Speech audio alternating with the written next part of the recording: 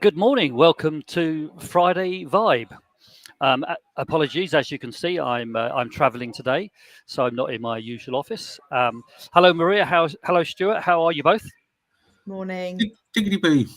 Good. Tickety boo. There's a phrase you don't hear very often these days, Stuart. You know me. I do indeed. So we're going to cover a couple of things today. We're going to cover a little bit about vulnerability because we did some stuff on that last week. We're also then going to talk about some of the changes in employment law and what that means for responsible and who's responsible. So, Stuart, what were your reflections on the Cadent Vulnerability Conference? Well, I thought it was, well, first of all, an excellent event. So congratulations to Caden.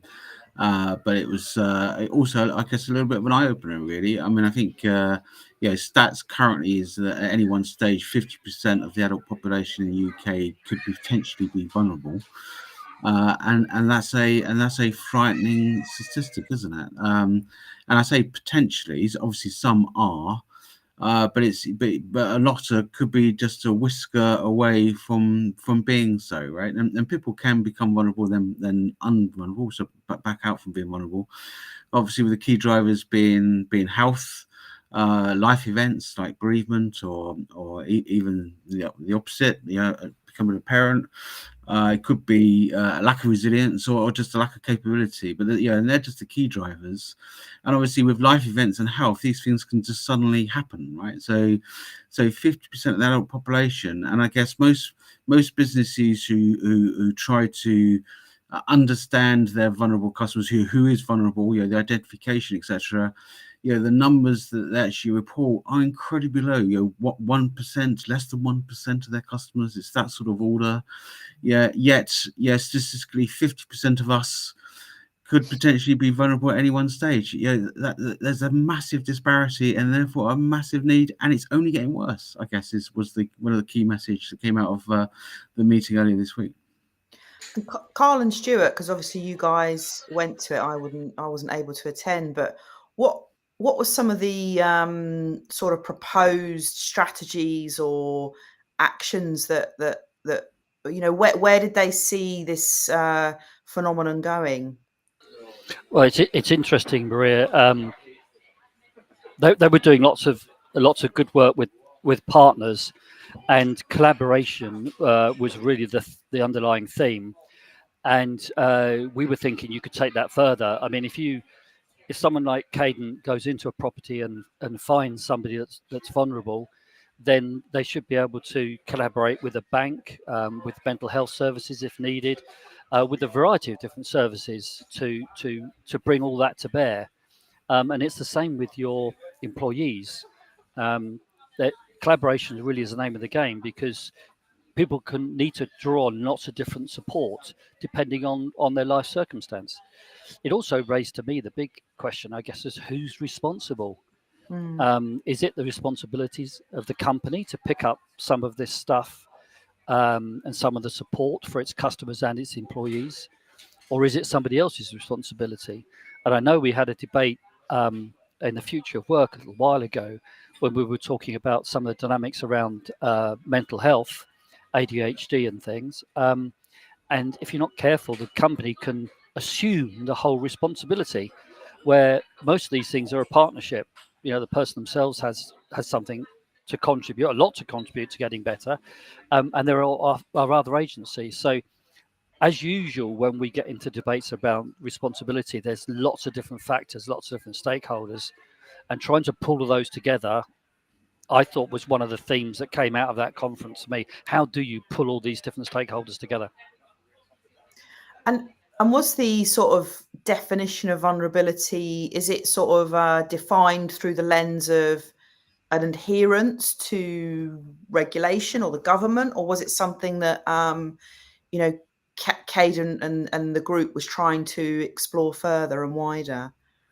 What was your sense there, guys?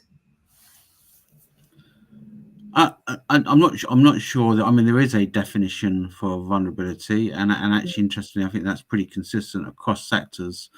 But but actually, I don't think. I think there's so much latitude to how you identify some services and some utilities in particular. You self diagnose your position as vulnerability, and then you get put on what's called a PSI, Priority Services Register, which is shared across the utility companies, and that's sort of like the deemed the list, if you like, of customers that are currently vulnerable.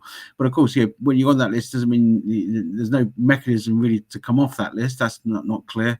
And again, that's not shared across sector. That's a utilities thing. Yet, banks and other things are on the lookout for identifying vulnerable customers all the time, right?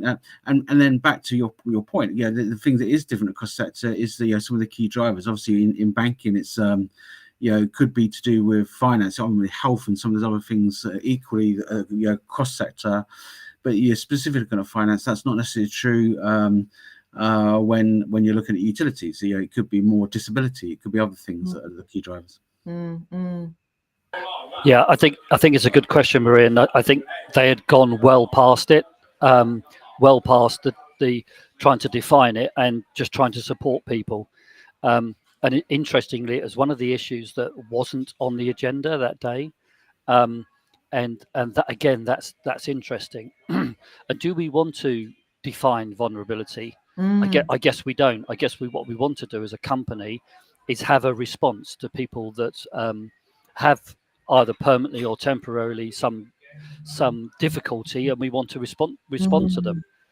I think if we could, Maria, you were talking earlier in the week about the changes to the employment law, which is sort of on the same theme, really, because again, we have the dynamic here where is it the role of regulators to step in? Is it changing employment law, or should responsible businesses be doing this stuff anyway? So again, it's that dynamic that we talk about a lot with responsibility. What were your thoughts on it, Maria? You brought it to the table. What were your thoughts on the employment law changes?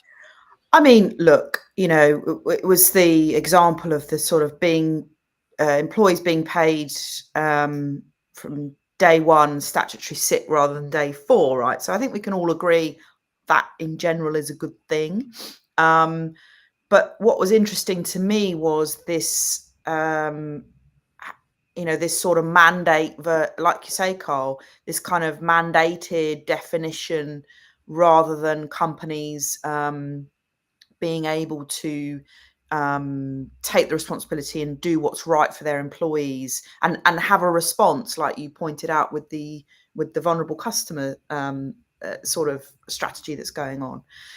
And what was interesting, when I kind of thought about the sickness through that lens, what was interesting to me was companies tend to sort of break into 2 buckets, right?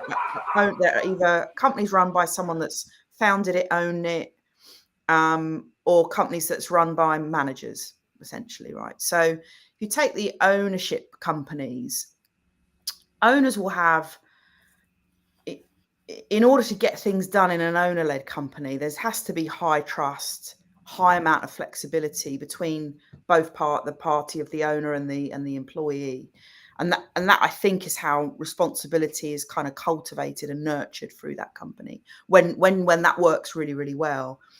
And so mandating that away is, I think, I'm not sure. I don't think that's a good thing for those types of companies. Owners don't take sick pay. They have a completely different mentality to sort of their employees in that regard. They just won't get it. So you have to sort of rely on other mechanisms to sort of, and that's not to say that owners won't pay people when they're sick. Of course they will, but you have to rely on other mechanisms to sort of get you through that relationship with your employee and help build on that. So I think mandating it takes away from the ability to have sort of high trust, high flexibility.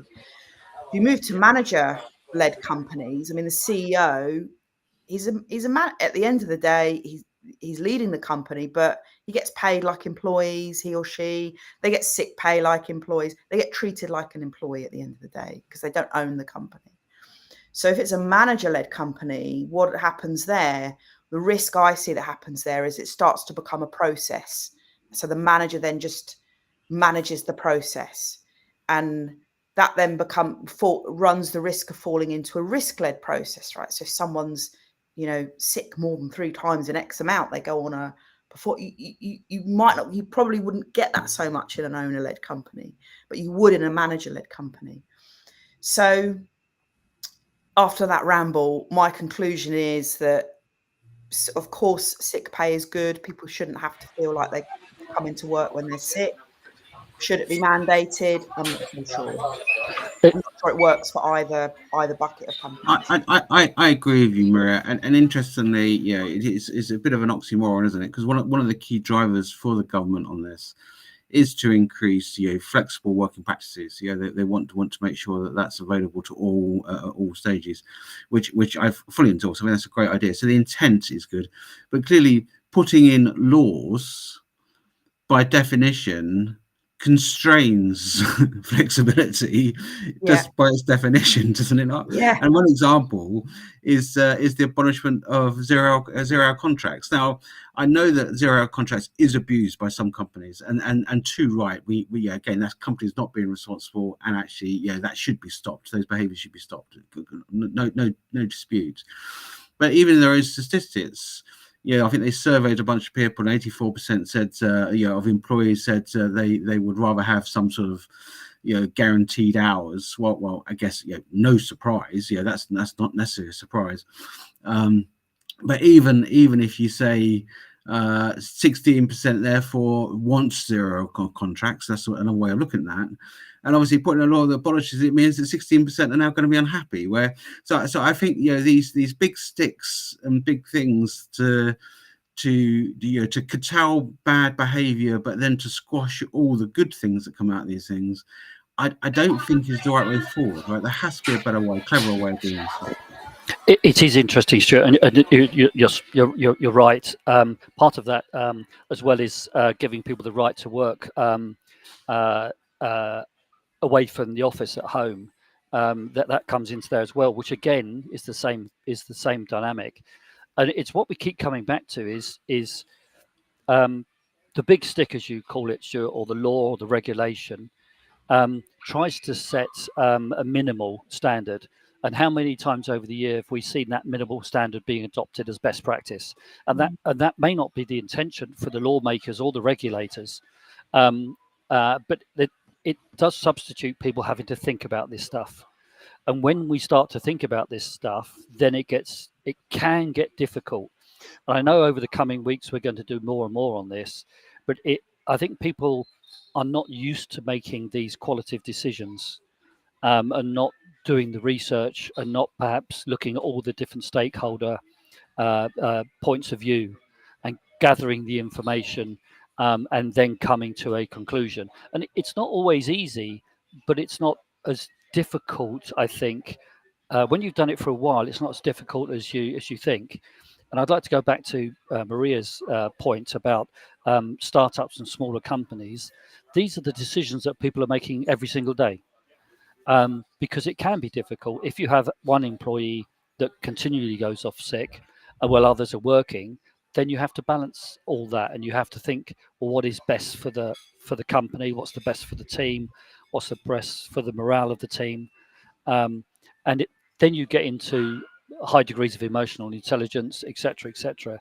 So making those decisions is quite difficult. Stuart, this is something that over the years you must have been in these positions again and again, as you looked at some of the companies you were working for.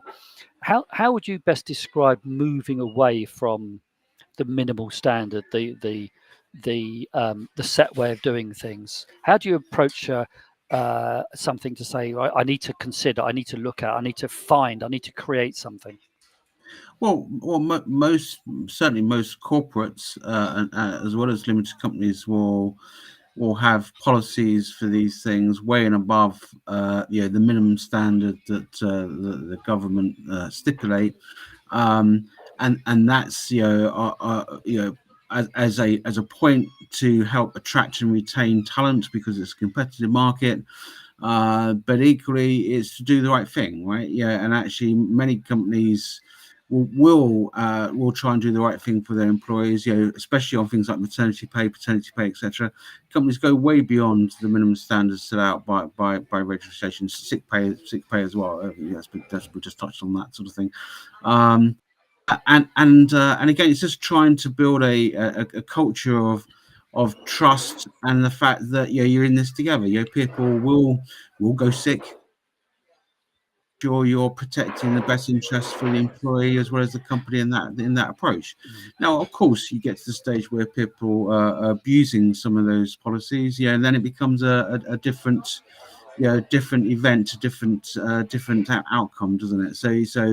And I think most companies can pretty much tell the difference. Wherever I've worked and I've led some pretty sizable teams, the individuals that try on a continual basis, and other individuals who may even go long-term sick for very genuine reasons that you want to support wholeheartedly through the events that's impacting them, right? Because they're genuinely good people. Unfortunately, not everyone's genuinely committed to the same cause as everyone else, as you rightly point out. Doing the right thing is something we'll debate. I think we'll have a whole session on doing the right thing because that's a very simple phrase, something that's quite difficult to do. Maria, what are your thoughts on this, doing the right thing, and how do you, as a small business owner, how do you come to those conclusions, those thoughts? Well, I think you have to start with what doing the right thing is hard because you're balancing any corporation, any organization, any team. They're balancing right things for different stakeholders, different interested parties, right? So when it all works, it's all fine. Everything swims in the right direction. It's when there starts to become a clash. So if someone goes off sick, but the client needs something in a deadline, or that's going to start impacting them, that's a simple example, but one that I think a lot of small businesses face, where those doing the right thing starts to clash. Who do you do the right thing by?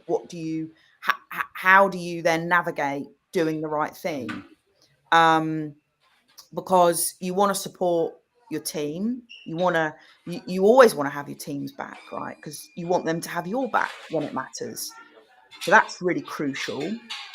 And you want to have your clients back as well, because you want more business from them. Yeah. So, I mean, as a simple example, this is the sorts of decisions that businesses have to and teams have to face every day. Who do you do the right thing by when there's a clash? And that's what comes into my mind every time I hear "do the right thing." I think for who, and you get different personality types, different situations. Part of it is scale. As companies get bigger, I think it's more difficult to do the right thing and identify who that's for. And I think as well, you have to sort of think which is going to matter more in a year, for example. Is it, if using that example, losing revenue now versus, supporting an employee that you really want around long term. So, it sort of comes to sort of short term, long term goals. Like you say, Carl, who do you end up when there is a clash? Who do you do the right thing by? Yeah. It's an interesting dynamic, and one that we're exploring, and we will continue to explore on these sessions. The other thing you mentioned there, Stuart, is competing for talent, and I do wonder sometimes if there are sections where there's a perception that you're not competing for talent. There are certainly in some elements of an organisation, you're competing for the best the best of the best and you're competing. But I think if there's a perception as you go into different areas of a company where there's people are available, as long as you pay the right amount of money, you're not actually competing for talent. There's shelves and shelves of employees there. If we need to get more people in, we'll put our hourly rate up by 5p, and we'll get more people in. If you're not competing for talent, what are the drivers then? Well, I mean, if you're commoditized as a business, you run on wafer thin margins, and therefore your cost becomes a key driver to actually how you make money, and therefore you want to minimize all costs of your business, whether that's your resources, your people, or your raw materials, or whatever it might be that you're buying or using. And that becomes a key driver to your success. And actually, there's very successful businesses that operate in that mindset, in that way, right? They have to, if it's commoditized, they have to be wafer thin on margin, and therefore cost, very, very cost driven. And there's nothing wrong with that, as long as you know that that's the business that you're in, and therefore your policies, your mandates, your things you do are aligned to those key drivers of business success. Because ultimately, if you go out of business because you can't sustain, then that's no good to any of your employees, right? Because they're all going to be out of job, right? So you have to look at that long-term profitability equation and drive the right cost model that achieves and underpins the business goals, the business objectives. Well, that's interesting, because as you were thinking, as I asked that question, I thought of an answer, and it wasn't the answer you gave. I was thinking, well, you're actually, whatever the role is, you're still competing for talent, right? You're still competing for the best people, and I've just got quite cross with myself for even raising that question. And I'm thinking a couple of situations that people have been talking to me about over the last month or so. I'm going to go back to them now. Say, no, wait, you're still after the best people. It doesn't matter what they're doing. You're still competing to get the best people. Best people for that job, right? Job. So you need to understand what is the requirements for that role. What is the makeup of the individual, both from a skills perspective as well as a behavioral perspective, that can live in that role, survive in that role, deliver in that role, and outperform in that role compared to other people in that role, right? And that doesn't mean you need a rocket scientist for every job. To your point, you need the right skills, the right talents for that role, and you want then the best that fits that profile. And you want the behaviours. If it's customer facing, you want the customer facing person to have those skill sets. So I think there's always a competing for the talent. That's one thing I think we need to drop into our matrix that we're putting together about how we make these decisions.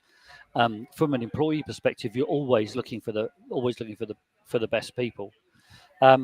Maria, what are your thoughts on that? As far as getting the right people into your company and retaining them, and is there a direct equation to how your responsibility changes compared to how? I've got myself in a problem here, listeners.